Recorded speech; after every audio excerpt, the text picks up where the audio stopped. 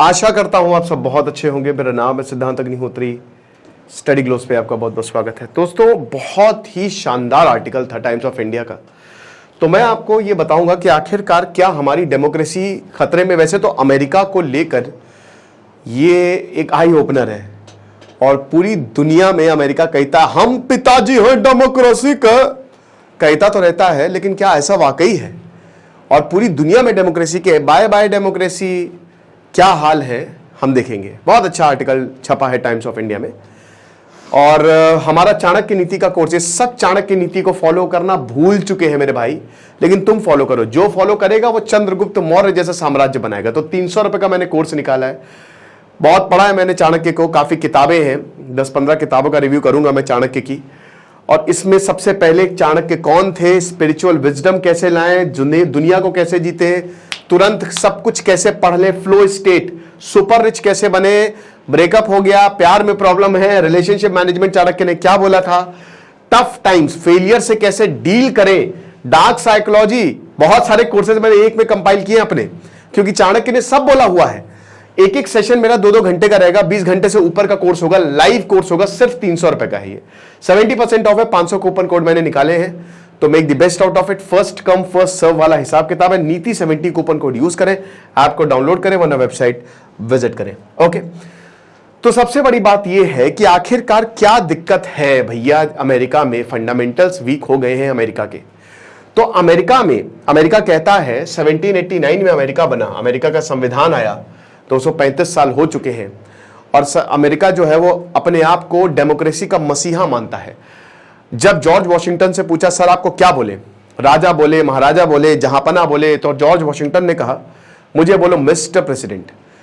उसके बाद 1945 में फ्रैंकलिन डेलानो रूजवेल्ट, ये 4 बार राष्ट्रपति बने और बाद में ये प्रावधान आया, संविधान में चेंज हुआ कि 2 बार ही राष्ट्रपति बन सकते हैं आप अमेरिका के, उसके बाद नहीं, 2 ही टर्म तक आप रह सकते हैं कंसेक्यूटिव।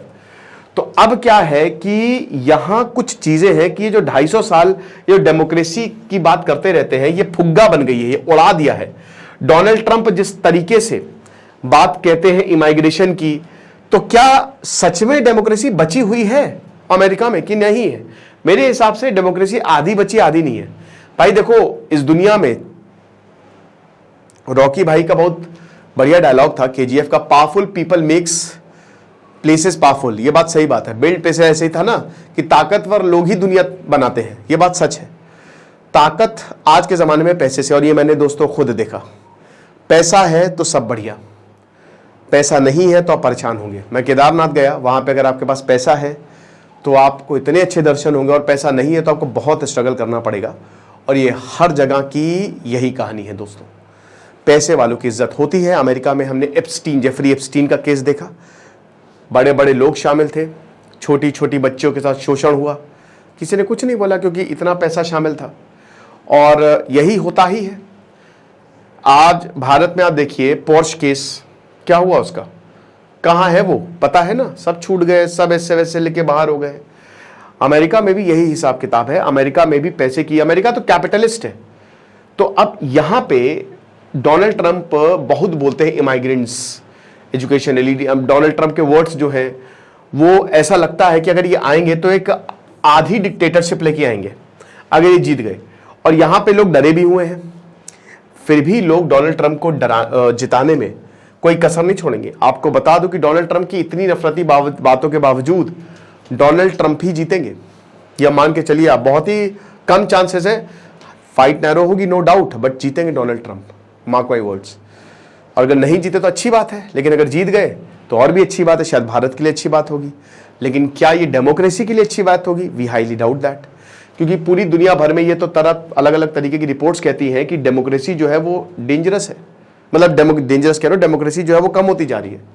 अब डोनाल्ड ट्रंप ने एक क्लास, रेस, जेंडर को लेकर डिवीजन कायम कर दिया है। और ये हमने 4 साल पहले देखा, जब कैपिटल अमेरिका की पार्लियामेंट में गुंडे घुस गए, लोग घुस गए, डोनाल्ड ट्रंप ने नफरती बीज फैला दिए थे। ठीक है, यह बात सच है। डोनाल्ड ट्रंप ने कट्टरता लोगों के दिमाग में भरी और इसकी वजह से क्राइम्स हमको देखने को मिले। और अमेरिकन सोसाइटी खाली नाम की ही डेमोक्रेटिक रह गई है, सबसे डेमोक्रेटिक इस पूरी दुनिया में अगर कोई सोसाइटी है वो है भारत। इस दुनिया में सबसे शानदार डेमोक्रेसी भारत। भारत में मैं भी बताऊंगा कैसे, आपको कंपेयर करके बताऊंगा। अमेरिका में क्या है, अमेरिका में बहुत पार्टीज हैं, 10-15 पार्टीज है, लेकिन 2 ही पार्टी का बोलबाला है। डायनेस्टिक पॉलिटिक्स अमेरिका में जितनी चलती है ना उतनी कहीं नहीं चलती है। कार्टून्स, कैरिकेचर्स, न्यूज़पेपर्स में सब यही दिखाया कि ये इलेक्शन है कि क्या मजाक बनाया जा रहा है। जिस तरीके से चीजें हो रही हैं, हर हथकंडा ये लोग अपनाने को तैयार है, ठीक है ना। वही बता रहे ना कि अगर चाणक्य को फॉलो कर ले, चाणक्य ने कहा था ना, राजा का हित प्रजा के हित में है, ठीक है। तो जब तक राजा प्रजा के बारे में नहीं सोचेगा तब तक कैसे काम चलेगा। लेकिन हर कोई अपने बारे में सोच रहा है। अब ये बताते हैं कि लिबरल एजुकेशन और डेमोक्रेसी जो है वो एलिमिनेट होती जा रही है धीमे धीमे, और डिवाइसिव पॉलिटिक्स जो है वो शेप ले रही है, और ये पूरी दुनिया में ही काम चल रहा है। कहीं किसी को धर्म के नाम पे बांटा जा रहा है, कहीं कंगना रनौत ने एक इंटरव्यू में बोला कि जब मैं पार्लियामेंट में होती हूं तो मैं देखती हूँ एक दूसरे के ऊपर लोग चिल्लाते हैं, और जब ये लोग बाहर आते हैं कैंटीन में कैमरा ऑफ हो जाता है तो ऐसा लगता है इनसे अच्छे दोस्त कोई है ही नहीं, ये आपको तो नफरती बना देंगे लेकिन अपना बहुत अच्छे से रहते हैं। यह बात बिल्कुल सच है। अमेरिकन डेमोक्रेसी ने कुछ स्टैंडर्ड 20वीं सेंचुरी से ऑफर किए, जो कि बहुत ही अच्छा बात है। एक ये बात सच है, अमेरिका में रूल ऑफ लॉ चलता है ना। अमेरिका में आप सवाल पूछ सकते हैं पुलिस से, पुलिस वाले डरते हैं आपसे, क्लेम ठोक दोगे तो अमेरिकन मतलब पुलिस गई। ये बात बिल्कुल एक एक चीज सही है, लेकिन हमको ये नहीं भूलना चाहिए कि वहां की पॉलिटिक्स उतनी डेमोक्रेटिक नहीं रही। तो सबसे पहली बात यह है कि जिस तरीके से अमेरिका की डेमोक्रेसी का धीमे धीमे डिक्लाइन होने लगा है, क्या सारी की सारी डेमोक्रेसी ऐसे ही डिक्लाइनेशन पे है, या फिर बस ये एक, क्योंकि देखिए क्या होता है कि 2 चीजें हैं। दो यहां पे इस समय पूरी दुनिया 2 तरीके से काम कर रही है, मतलब जो ग्रुप्स हैं, जो पॉलिटिकल पार्टीज हैं। एक ग्रुप कह रहा है, एक ग्रुप आपको डरा रहा है कि हमको लेके आओ वरना प्रॉब्लम क्रिएट हो जाएगी, हमको लेके आओ वरना पर्टिकुलर ग्रुप कब्जा कर लेगा। दूसरा ग्रुप कह रहा है कि अगर ये ग्रुप आ गया तो डेमोक्रेसी खत्म हो जाएगी। भारत में भी यही रहा, जहां बीजेपी कह रही थी कि हमको लेके आओ, हम ही सबसे बेहतरीन है वरना सब खत्म हो जाएगा, ये हो जाएगा। कांग्रेस कह रही थी अगर इनको लेके आओ तो डेमोक्रेसी खतरे में। सेम अमेरिका में हो रहा है। डोनाल्ड ट्रंप कह रहे हैं हमको लेके वरना इमाइग्रेंट्स कब्जा कर लेंगे, तुमको बर्बाद कर देंगे। और कमला हैरिस ये कह रही कि अगर डोनाल्ड ट्रंप आए तो डेमोक्रेसी खतरे में। ये पूरी दुनिया में चल रहा है, और ये बहुत ही इफेक्टिव टूल साबित हुआ है, क्योंकि इससे इलेक्शन जीते गए हैं। भारत ने भी आप देखो तो कांग्रेस को 100 के करीब सीटें मिली है, 99 मतलब, और अगर इंडिया ब्लॉक है तो 240 के करीब सीटें मिली है। ये काम किया, ठीक है ना। तो एक तरीके से डेमोक्रेसी को सेव करना है ना, खुद को सेव करना है। डेमोक्रेसी तो अपने आप को सेव कर ही लेगी मेरे दोस्त। आपको क्या लगता है, आप क्या पार्टी ने कुछ किया ना, लोगों ने कुछ किया यार, सिंपल सी बात है। लेकिन हां, लोगों को इन्फ्लुएंस करने का काम ये पॉलिटिकल पार्टीज करती है। दिमाग में एक बार बीज बो दिया तो बो दिया। कांग्रेस की जो कैंपेन रही है, आप देखिए 2024 में कांग्रेस, भारत की बात करें कंपैरिजन, कि कांग्रेस ने भी यही बोला कि डेमोक्रेसी जो है वो खतरे में है, कॉन्स्टिट्यूशन खतरे में है। और बीजेपी के कुछ नेताओं में ऐसा बयान भी दे दिया संविधान बदल जाएगा। संविधान कभी बदल ही नहीं सकता। संविधान के लिए जो प्रावधान है आप बदल ही नहीं सकते। संविधान, हमारे जो संविधान के निर्माता और जो हमारे शुरुआत के लीडर्स आए हैं ना, वो इतने इंटेलिजेंट रहे हैं कि भाई ये नामुमकिन हो जाएगा, इम्पॉसिबल होगा, क्योंकि उसमें हमारे 28 राज्य आ गए, यूनियन टेरिटरीज आ गए, बहुत मुश्किल है मेरे भाई। लेकिन ये दिमाग में डाल दिया। फिर बीजेपी के नेताओं ने कुछ ऐसा बयान दे दिया, और नतीजा ये रहा कि भाई यहां पे कांग्रेस ने तो स्लाइट इंप्रूवमेंट किया, लेकिन जहां पे 400 पार का आंकड़ा बताया जा रहा था वहां नहीं हो पाया। और भारत में भी देखिए प्रॉपर डेमोक्रेसी तो आपको कहीं देखने को मिलेगी नहीं। भारत में हम टैक्स देते हैं, है ना, और सबसे नीचे मिडिल क्लास बैठा हुआ है। पुलिस वाले सुनते नहीं, छोटी छोटी काम पे आपको रिश्वत देनी पड़ती है, और हमारे पैसे है ये। आप बिजली विभाग में जाइए, कोई भी विभाग में जाइए, सीधे तरीके से काम ही नहीं होगा, बल्कि आप उनकी सैलरी आपसे आ रही है। तो ये आपको समझना पड़ेगा। तो अगर प्रॉपर डेमोक्रेसी होती, अमेरिका में हालांकि ये है, अमेरिका में बिना बात के आपको कोई परेशान नहीं कर सकता है, या आप मान के चलिए। अरे मैं अभी देहरादून से आ रहा था लखनऊ, अभी 30 तारीख की बात है, मैं 4 धाम गया था, तो वापसी मेरी 29 अक्टूबर को मैंने ट्रेन पकड़ी, 30 को सुबह आना था। मेरी कुंभा एक्सप्रेस ट्रेन थी मेरी, AC 1 में मेरा कंफर्म हुआ था। तो मैं था, और वहां पे क्या हुआ कि AC 1 में बहुत सारे लोग घुस गए। मैंने रेल मदद पे कंप्लेन कर दी, ठीक है। मुझे लगा कि शायद अनरिजर्व्ड है, बट फिर भी मैंने कहा चलो कंप्लेन में, मैंने कहा कि चलो भैया कोई बात नहीं, घुस गए तो घुस गए, क्योंकि हर किसी को अपने घर जाना है। लेकिन फिर वहां पे बदतमीजी होने लगी, इसीलिए मुझे लगा कि शायद सही नहीं है, तो मुझे कंप्लेंट करनी पड़ी। ठीक है, अब मुझे बाद में पता चला, आरपीएफ ने मुझे बताया कि सर क्या करें, ये लोग वो हैं जिनको स्लीपर में जाना था और इनको स्लीपर में जा नहीं पाए। अब वाह वाह रे डेमोक्रेसी, स्लीपर में जाना था, उनका कंफर्म टिकट है, बट स्लीपर में बैठे जनरल वाले, तो उनका गेट बंद कर लिया। तो मैंने कहा कि भैया उनको निकालो। कहते हम कैसे निकाले, हम तो कम लोग हैं। अरे भाई तुम फिर पगार काहे की ले रहे हो, तुम क्या हो, तुम रेलवे प्रोटेक्शन फोर्स हो मेरे भाई। अगर कोई बिना टिकट दे के ट्रैवल कर रहा है तो आप उसको निकालिए। जो रूल बनाया है, डेमोक्रेसी क्या है, रूल से, रूल के हिसाब से चलेंगे ना आप। कह रही नहीं नहीं हम नहीं कर सकते, हम दो हैं, वो इतने सारे। अरे तो और फोर्स बुलाओ। वो बेचारे जिनका कंफर्म टिकट है, बच्चे सो रहे हैं बेचारे छोटे छोटे, एसी वो जो गैलरी होती है, और कह रहे कि बताइए सर हम करें तो करें क्या, बोले तो बोले क्या। मैंने कहा बिल्कुल सही बात है भैया। तो ये समझना पड़ेगा कितने लोग छूट गए। तो भारत में ये बहुत बड़ी प्रॉब्लम है। हमारे यहां प्रॉपर डेमोक्रेसी नहीं है। डेमोक्रेसी पावरफुल लोगों के साथ है। पैसा दो, पैसा फेंको, तो देखो आपके पास कैसी डेमोक्रेसी रहती है। डेमोक्रेसी आपके ऐसे चल के आएगी आपके पास। और यही अमेरिका में भी हमको देखने को मिला है। अमेरिका में भी हमको यही सेम चीज देखने को मिली है। ठीक है ना। अब भले ही आप देखिए यहां पे आपको लगता है कि ठीक है अथॉरिटेरियन रिजीम के ऊपर विक्ट्री, बट ये आराम से प्यार से ऑपरेट करती है। आप समझ रहे हो। अल्टीमेटली जो इंसान कहता है कि हम डेमोक्रेसी के, हर कोई डेमोक्रेसी घोड़े पे तबड़क तबड़क चढ़ के आता है, डेमोक्रेसी के एरोप्लेन पे सवार होके आता है, लेकिन जब वो उतरता है तो वह एरोप्लेन वही रह जाता है। वो इंसान अथॉरिटेरियन हो जाता है। और ये हमने हर जगह देखा है। ठीक है। अब यहां यूएपीए की बात होती है। अरे भैया यूएपीए किसके समय से था, क्या कांग्रेस ने इसका यूज नहीं किया, क्या कांग्रेस, ये होता रहता है। आप समझ रहे हो। और यही तो दिक्कत है। अब कांग्रेस की डायनेस्टिक लीडरशिप स्ट्रक्चर है। ठीक है, ये एक डेमोक्रेटिक प्रोग्रेस में बैरियर है। लेकिन फिर बीजेपी का सेम चीज है ना, ये एक स्टैटिक पॉलिटिकल सिस्टम है, कास्ट बेस्ड हायरार्की जैसे आपको देखने को मिली है। यही आपको अमेरिका में देखने को मिलेगा। सेम चीज आपको अमेरिका में देखने को मिलेगा। तो काहे की डेमोक्रेसी, हालांकि फिर भी भारत की डेमोक्रेसी बहुत बढ़िया है। क्यों, क्योंकि भारत में आम आदमी पार्टी आई ना पावर में, आई पावर में। भारत में और भी रीजनल पार्टीज पावर में है। अमेरिका में क्या होता है कि अमेरिका में तो दो ही पार्टी है, रिपब्लिकन और डेमोक्रेट। और अमेरिका में एक और चीज बता दूं, और यही कांग्रेस और बीजेपी में है। देखिए मैं इसीलिए नरेंद्र मोदी की बहुत इज्जत करता हूं कि भाई कम से कम वो इंसान, चाहे वो जैसे भी हो, लेकिन वो इंसान ने सबको उम्मीद दी है कि कोई भी इंसान प्रधानमंत्री बन सकता है। ठीक है, कोई भी इंसान चाहे जितना भी गरीब हो, ये एक बहुत बड़ी बात है। आप समझ रहे हो। लेकिन डायनेस्टिक पॉलिटिक्स तो बीजेपी में भी है, नेपोटिज्म तो बीजेपी में भी है। राजा का बेटा राजा ही बनेगा। अब इसमें कोई बुरी बात है नहीं है, वो तो मैं आपके ऊपर छोड़ता हूं। लेकिन क्या यही डेमोक्रेसी है भाई। देखिए अमेरिका में क्या, अमेरिका में अमीरों का बोलबाला है। अमेरिका में जो, अगर मान लीजिए कि एक कोई गरीब है और वो इतना शानदार लीडर है कि अगर वो सत्ता में आ गया तो वो पूरे अमेरिका को बदल देगा, पूरी दुनिया को बदल देगा, लेकिन वो कभी नहीं आ सकता क्योंकि उसके पास पैसे नहीं है। और बताता हूं, अगर उसकी हाइट कम है वो नहीं आ सकता अमेरिका में। अमेरिका का प्रेसिडेंट वो कभी नहीं बन सकता। अमेरिका का प्रेसिडेंट हट्टा कट्टा लंबा चौड़ा होना चाहिए। ये वहां का पैरामीटर्स है, लोग उसी को ही वोट देते हैं। समझ रहे हो।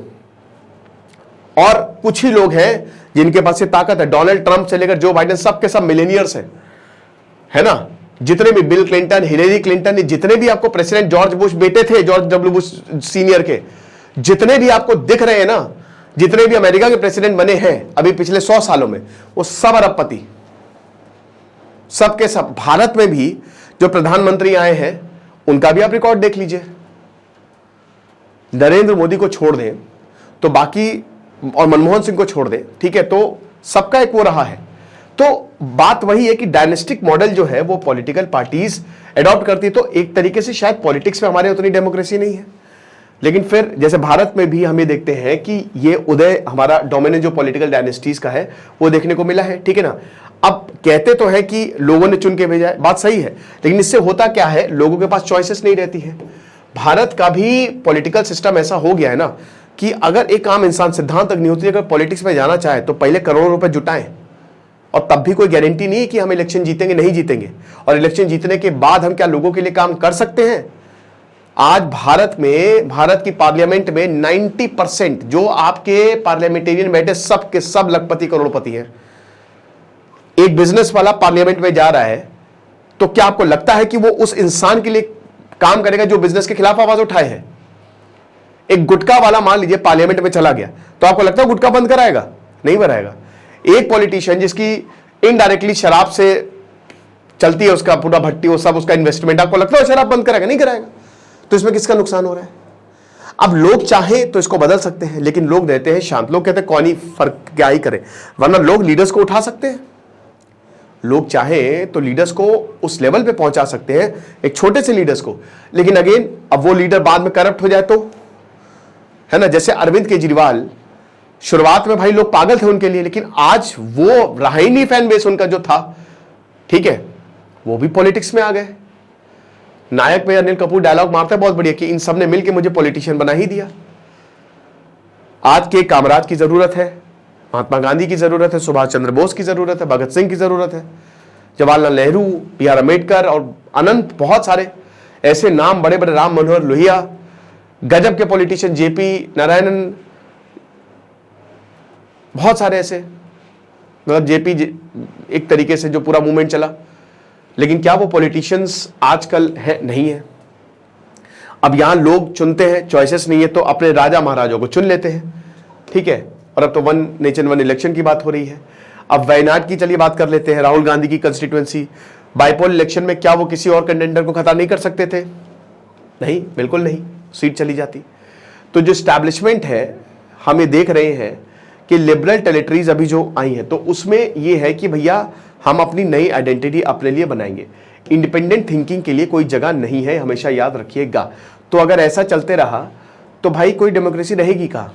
अब ये बताते हैं कि हमारे बिना कॉन्स्टिट्यूशन नहीं होगा, हमारे बिना रिजर्वेशन नहीं होगा, हमारे बिना डेमोक्रेसी नहीं होगी। सब बकवास है। लोगों के बिना डेमोक्रेसी नहीं होगी। भाई लोगों ने वोट किया है, यह आप मान के चलिए। लोगों को पसंद नहीं आएगा तो लोग हटा देंगे, और यही होता है। अगर लोगों को पसंद नहीं आता लोग हटा देते। लेकिन हाँ, एक चीज हमेशा, जैसे चॉइसेस की कमी रहती है, ये एक प्रॉब्लम है, ठीक है। अस वर्सेस देम, ये पब्लिक डिस्कोर्स हो गया, और ये अमेरिका में भी चल रहा है कि भाई असली कौन है, सही कौन है, गलत कौन है, समझ रहे हो। फिर उसके बाद एक बार पावर आ जाती है तो प्राइड आ जाता है, ठीक है, जहां भैया हम लेके आए हैं पावर। अब ये भूल ही जाते हैं कि लोग आपको लेके आए हैं, और आप अगर उन्हीं लोगों के लिए काम नहीं करोगे या उन लोगों के साथ बदतमीजी करोगे तो कैसे काम चलेगा, समझ रहे हो। तो यहां आइडियोलॉजिकल वॉरफेयर शुरू हो जाती है। फिर अब कई बार जैसे ये जो मिशन होता है, it is central to their identity, ठीक है, इलेक्टोरल सक्सेस या फिर विजन फ्यूचर के लिए। जैसे बीजेपी जो है वो एक राम मंदिर की आइडियोलॉजी पे आई है ना, और वो राइटिस्ट आइडियोलॉजी अभी तक कंटिन्यू, और उन्होंने, बीजेपी ने वो सारी चीजें की, यूनिफॉर्म सिविल कोड भी शायद आ जाए, उसको छोड़ दे तो वो सारी चीजें की जो उन्होंने वादा किया। Same with Congress also. लेकिन बाद में चीजें बिल्कुल बदल जाती हैं। सेम चीज अमेरिका में भी, अमेरिका में भी डेमोक्रेसी का डिक्लाइन हमको देखने को मिला है, ठीक है ना। और यहां पे बता दूं कि एरोगेंस तो अमेरिकन डेमोक्रेसी में बहुत ज्यादा है। मार्केटिंग की सुपीरियर डेमोक्रेटिक 1960s के बाद से अमेरिका बहुत तेजी से डिक्लाइन देखने को मिला है। क्यों? एक तो अमेरिका अपने आप को इतना प्राउड फील करता है कि हमसे बेहतरीन डेमोक्रेसी कोई है नहीं, हम डेमोक्रेसी के करता धरता, हम डेमोक्रेसी के इंजन है, बट एक्चुअली में ये सबसे पीछे वाले हैं, ठीक है, जनरल डिब्बे है डेमोक्रेसी के ये। तो अब ये मान के चलिए कि जैसे 1960s में women consumer, civil rights movement, ये सारी चीजें, जैसे एबॉर्शन का क्रिमिनलाइजेशन, अब ये सब कुछ चला। अगर अमेरिका इतनी महान डेमोक्रेसी होता तो क्या ये सारे मूवमेंट चलते? नहीं चलते। लेकिन ये मूवमेंट चले, और उसके बाद भी अगर आप देखो तो ऐसा नहीं कि ब्लैक को पूरी तरीके से वहां पे राइट्स मिल गए। ब्लैक लाइव्स मैटर मूवमेंट चलता ही है, जॉर्ज फ्लॉयड को मार ही दिया जाता है गला घोट के, और ऐसे क्राइम तो वहां पे होते ही है। ना चाहते हुए भी अमेरिका को इजराइल का सपोर्ट करना पड़ रहा है, और ना चाहते हुए भी अमेरिका को गन कल्चर का सपोर्ट करना पड़ रहा है। वहां पे सरेआम जो है, हर दिन अमेरिका के स्कूल में कुछ ना कुछ हादसे होते हैं, है ना। तो यही चीज है। अब सेग्रीगेशन हुआ, डिसइंफ्रेंचाइजमेंट हुआ। अमेरिका ने बोला कि हम ओल्डेस्ट डेमोक्रेसी हैं, और आप ये समझिए कि ओल्डेस्ट डेमोक्रेसी का शायद इनको मतलब भी नहीं पता, या शायद इनको लिमिट्स भी नहीं पते। अब ये धीमे धीमे आज के जमाने में बहुत ही लो ग्रेड हो गया है। 1960s में अमेरिका ने स्ट्रगल किया, ठीक है, जो इंटररेशियल मैरिजेस हुई, बहुत कुछ हुआ यहाँ पे, ठीक है ना। भारत की डेमोक्रेसी 1950 में आई, और वही बता रहे कि जहां पे उस समय पूरी दुनिया जन्म ले रही थी, नई दुनिया जन्म ले रही थी, भारत अपनी डेमोक्रेसी को संवार रहा था। इसीलिए मैं बता रहा हूं कि भारत की डेमोक्रेसी फिर भी बहुत बढ़िया है, ठीक है। लेकिन आज ये बिल्कुल बात सच है कि जैसे अगर आप अमेरिका में भी देखो, ठीक है, तो अमेरिका में भी जो एलिटिस्ट हैं या बाकी लोग हैं उन्होंने कब्जा करके रखा हुआ है, ठीक है। वो आम लोगों की बात नहीं करते। एलिटिस्ट कहते हैं कि हम आम लोगों की बात करते हैं, लेकिन उनके अगर आप नैरेटिव देखो ना तो बिल्कुल अलग है। वरना अगर ऐसा होता तो कभी हर जगह इक्वालिटी होती और हर किसी के पास पैसा होता। अब अमेरिका में तो जो business of America is business, भाई अमेरिका में पूरा कैपिटलिस्ट है, पूरी तरीके से वहां पे शादी तक बिकती है, सब कुछ बिकता है। और अब जैसा कि हमने बताया कि अमेरिका में जो डेमोक्रेसी है वो पूरी पैसे पे ही टिकी हुई है और पावर पे टिकी हुई है। क्योंकि अमेरिका में भी हमने ये देखा है कि जो भी है, फिर उसके बाद लगातार जैसे जो कैनेडी है वो बताते रहते हैं कि अब प्रोटेक्शनिज्म और आइडेंटिटी पॉलिटिक्स का उदय हुआ। अमेरिका इसका करता धरता रहा, भले डेमोक्रेसी अमेरिका में हो ना हो, लेकिन ये चीज तो जरूर रही है और ये चीज बाद में सबने अपनाई है, राइट। तो वही चीज है। तो अमेरिका जो कहता है कि अब मॉरल अथॉरिटी है और ग्लोबल डेमोक्रेसी है, ये कहीं ना कहीं दिखता नहीं है। अमेरिका इस समय मॉडल ऑफ डेमोक्रेसी नहीं रहा, क्योंकि अमेरिका की डेमोक्रेसी भी डिक्लाइन पे है और अभी तो बहुत ही ज्यादा डिक्लाइन पे है जो नैरेटिव सेट किया जा रहा है। तो ये लेक्चर था, आई होप आपको समझ में आया होगा। बाकी चाणक्य को फॉलो करना चाहिए और चाणक्य नीति का ये कोर्स आप जरूर अवेल करें, आपको बहुत ज्यादा फायदा होगा, क्योंकि ये सारी चीजें मैं आपको बताने वाला हूं। Thank you so much.